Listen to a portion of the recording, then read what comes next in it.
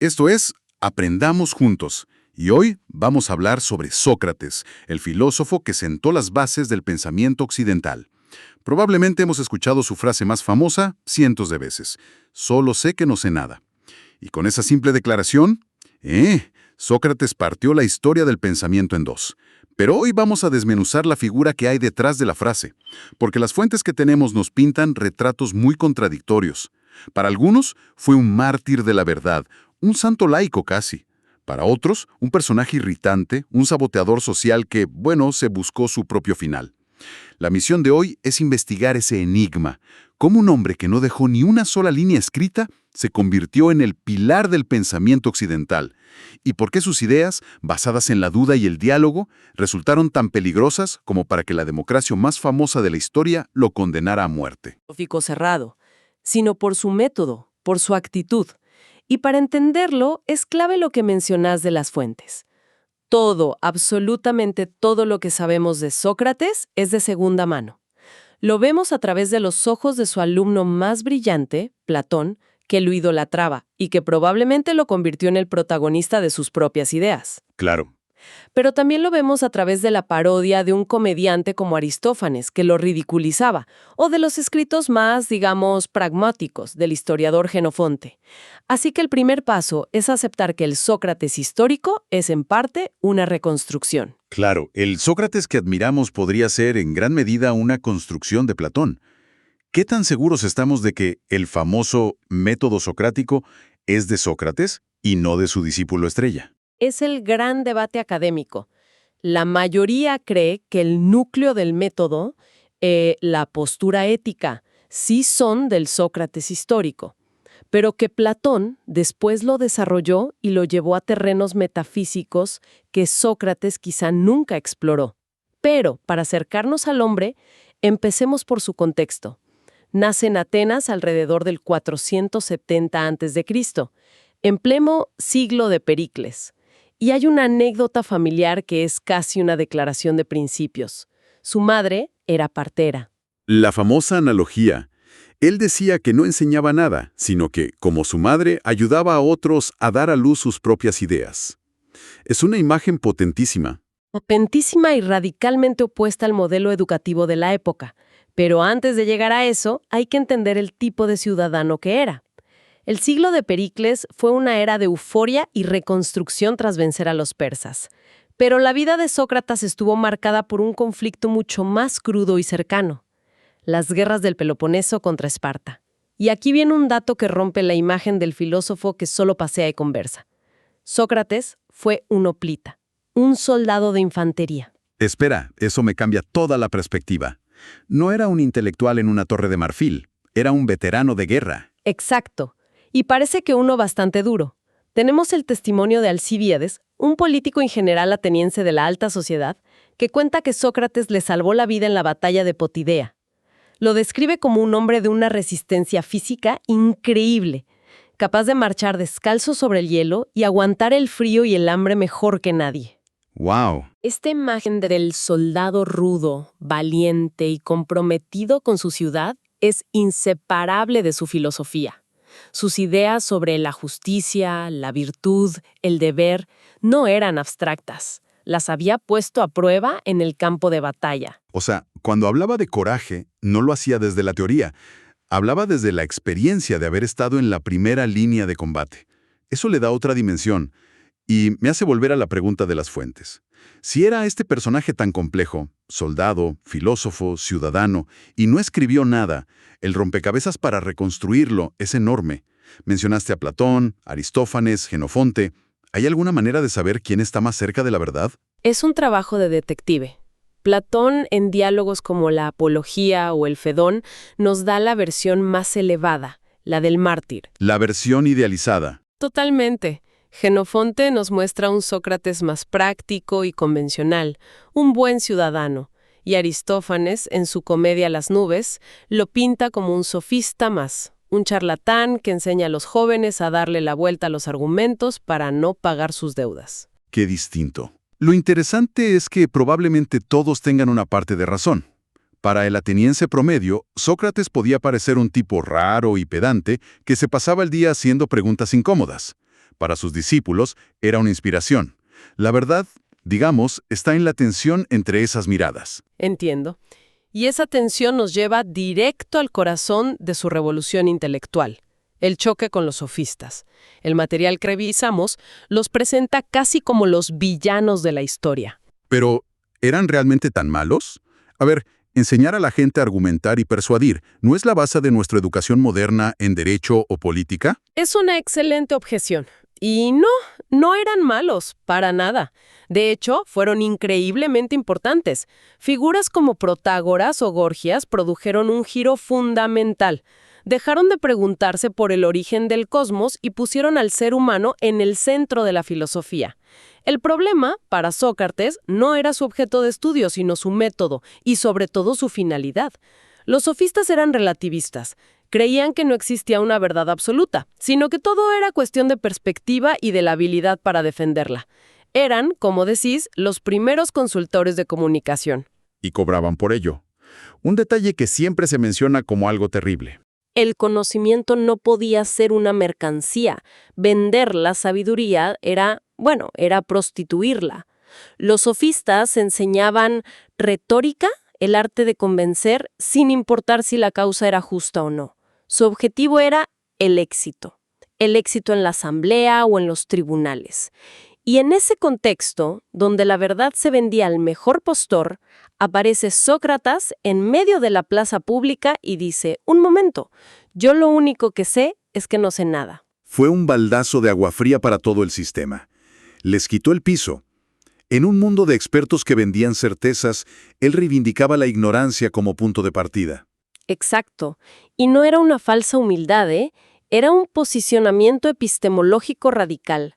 Era decir, ustedes que presumen de saberlo todo, en realidad no han examinado sus propias creencias. Sus certezas son prejuicios disfrazados. Durísimo. Y lo peor, para ellos, es que lo hacía gratis, en la calle, hablando con cualquiera, desnudando intelectualmente a los hombres más poderosos de Atenas delante de todo el mundo. Eso no solo le generó el odio de los sofistas, sino también el recelo del poder político. Claro, porque estaba enseñando una herramienta peligrosísima, el pensamiento crítico. Invitaba a los jóvenes a no aceptar la autoridad, ni la de los políticos ni la de los dioses, sin antes pasarla por el filtro de la razón. Estaba creando ciudadanos ingobernables, en el mejor sentido de la palabra, individuos autónomos. Y eso nos lleva a su método. Sí, la mayéutica. Me cuesta imaginar cómo funcionaba eso en la práctica. O sea, ¿cómo desarmaba a alguien tan seguro de sí mismo solo con preguntas? ¿En qué consistía exactamente ese famoso arte de dar a luz? A ver, imaginemos la escena. Sócrates se acerca a un general respetado en el ágora y le pregunta, con aparente inocencia: «Tú que eres un experto, ¿podrías decirme qué es el valor?». El general, muy seguro de sí mismo, responde: «Por supuesto, el valor es no retroceder en la batalla». Una definición simple, basada en su experiencia. Parece una buena respuesta. Lógica. Pero entonces Sócrates empieza su trabajo. Interesante, diría él. Pero, ¿acaso las tácticas de retirada fingida para atraer al enemigo a una trampa no son a veces una muestra de gran valor y estrategia? Claro. El general duda. Bueno, sí, en ese caso sí. ¿Y los que soportan una enfermedad con entereza no son valientes también? Sí, claro. ¿Y los que defienden una idea impopular ante una multitud hostil, les falta valor? Con cada pregunta, la definición inicial del general se va desmoronando. Lo está acorralando con sus propias contradicciones. Debe haber sido increíblemente frustrante para el interlocutor. Era un proceso de demolición controlada. El objetivo no era humillar, aunque a menudo ese fuera el efecto secundario, sino obligar a la persona a abandonar sus definiciones superficiales para buscar un concepto más profundo y universal. Sócrates nunca daba la respuesta. Solo seguía preguntando hasta que el otro, idealmente, daba a luz una comprensión más auténtica o, como mínimo, reconocía su propia ignorancia. Estaba enseñando a pensar, no qué pensar. Exactamente. Y esa es la herencia que llega hasta hoy. La base del método científico, del pensamiento crítico, cuestionar las hipótesis, buscar las contradicciones, no aceptar nada como dogma. El artículo menciona su influencia hasta en Descartes y la escolástica. Es una línea directa de casi 2500 años. Es el motor del pensamiento occidental, y fue precisamente por enseñar a los jóvenes a usar ese motor, a cuestionarlo todo, que la ciudad de Atenas finalmente se volvió en su contra. Su popularidad entre la juventud fue su bendición y su maldición. Llegamos así al juicio, un momento trágico y definitorio. Las acusaciones formales eran corromper a la juventud e impiedad, o sea, no creer en los dioses de la ciudad. Pero detrás de eso, ¿cuál era el verdadero motivo? ¿Fue una venganza o había algo más? Había un contexto político muy denso. Atenas acababa de perder la devastadora Guerra del Peloponeso. La democracia había sido reemplazada brevemente por una tiranía brutal, la de los 30 tiranos. Cierto. Y luego restaurada, pero el ambiente era de paranoia y búsqueda de culpables. Y da la casualidad de que varias figuras clave de ese régimen tiránico, como Critias, habían sido cercanas a Sócrates en su juventud. Ah, o sea que lo veían como el maestro de los traidores. Para muchos, sí. La acusación de corromper a la juventud tenía un subtexto político muy fuerte. Tú enseñaste a pensar a la gente que destruyó nuestra democracia. La acusación de impiedad era más una excusa, un cargo genérico fácil de probar en una sociedad donde la religión y el Estado estaban íntimamente ligados. Entiendo. ¿El juicio fue entonces un acto político? En gran medida, sí. Fue para encontrar un chivo expiatorio por la reciente catástrofe militar y política de Atenas. Y lo declararon culpable. La sentencia fue la muerte por cicuta. Pero el momento más increíble que Platón relata es cuando sus amigos organizan su fuga de la cárcel y él se niega. Desde nuestra perspectiva moderna es casi incomprensible.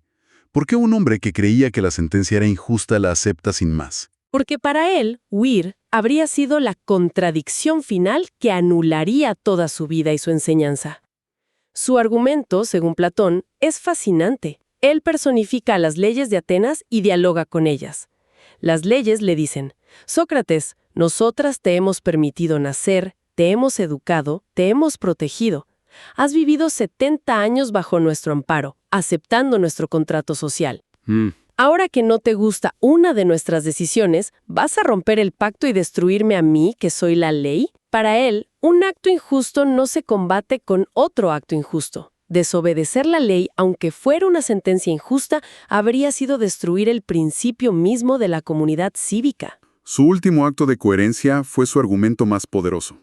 Murió por sus principios, literalmente. Y eso lo convirtió en un mártir. Su muerte serena, rodeado de amigos, discutiendo sobre la inmortalidad del alma hasta el último momento, se transformó en el arquetipo del sabio que enfrenta la muerte sin miedo. Esa imagen inspiró a los estoicos y resonó hasta en la Revolución Francesa, donde se lo vio como el ciudadano íntegro frente a la tiranía. Como dice el artículo, lo resume todo. Pedante y molesto para algunos de sus contemporáneos. Mártir de la verdad para la posteridad. Resumiendo el viaje, entonces, tenemos a una figura que es casi una paradoja en sí misma. Un hombre que afirma no saber nada y desde esa ignorancia funda un método para alcanzar el conocimiento. Un ciudadano leal que muere por obedecer las leyes de la misma ciudad que lo condena injustamente. Y todo esto sin escribir una sola palabra, generando un eco que todavía nos llega. Su legado no es un conjunto de doctrinas, sino una actitud. Es la idea de que una vida sin examen no merece ser vivida. La convicción de que el conocimiento no es algo que se posee, sino algo que se busca incansablemente a través del diálogo y la autocrítica. Sócrates no quería seguidores que repitieran sus frases. Claro. Quería compañeros de búsqueda que se atrevieran a encontrar sus propias respuestas. Y para cerrar, el material nos deja una pregunta incómoda, casi una espina. Esta figura que dedicó su vida a educar a la juventud de Atenas en la plaza pública, al parecer descuidó bastante la educación de sus propios hijos. Jenofonte cuenta que su esposa, Jantipa, se quejaba de que no traía dinero a casa y que no se ocupaba de la familia. Es la tensión clásica entre la vocación pública y la responsabilidad privada. Y nos deja con una pregunta muy socrática, sin respuesta fácil. ¿Puede la entrega total a una misión, a un ideal que se considera superior, justificar el abandono de los deberes más íntimos y personales? ¿O es esa la última contradicción del filósofo que predicaba el autoconocimiento, pero quizás no supo equilibrar su propia vida? Es una pregunta que resuena con fuerza hoy en día. y que nos obliga a examinar nuestras propias prioridades. Hasta la próxima.